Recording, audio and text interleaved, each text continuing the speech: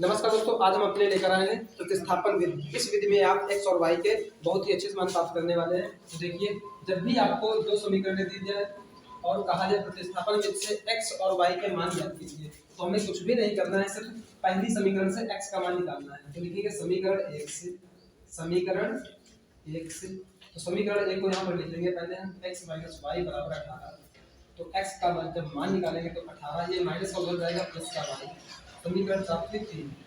जब भी समीकरण 3 आपको प्राप्त हो रही है तो समीकरण 3 का मान सदैव समीकरण 2 में ही रखेंगे। देखिए, तो यहाँ पर लिखेंगे एक लाइन है, समीकरण 3 का मान समीकरण 2 में रखने पर समीकरण 2 को यहाँ पर लिख लेंगे x प्लस वाई बराबर 180। यहाँ पर जो x का मान दिया गया है 18 प्लस वाई, इसे हम x की जगह पर लिख देंगे। तो 18 प्लस वाई और प्लस का वाई सवाल में दिया गया है बराबर 180।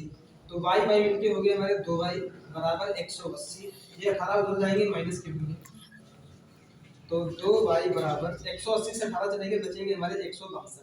तो y का मान निकाल लीजिए यहाँ से 162। जब भी पूरे की संख्या आपको मिलती है तो वो बटे में जाएगी सदैव। तो बटा 2 से काट दीजिए, 2 बार 16 तो 1 नंग 2। तो y का मान निकला हमारा 81। जब भी आपको एक चर y का मान प्राप्त हो रहा है तो x का मान प्राप्त करने के लिए y का मान चाहे समीकरण 3 में रखें या 1 में रखें या 2 में रखें, मान बराबर ही आना है। देखिए, y का मान समीकरण 3 में रखने पर x बराबर 18 प्लस का y, तो x बराबर 18 प्लस y का मान 81 लिख दिया हमने। 18 में 81 जोड़ लीजिए, हो जाएगा 8 1 9, 8 1 99।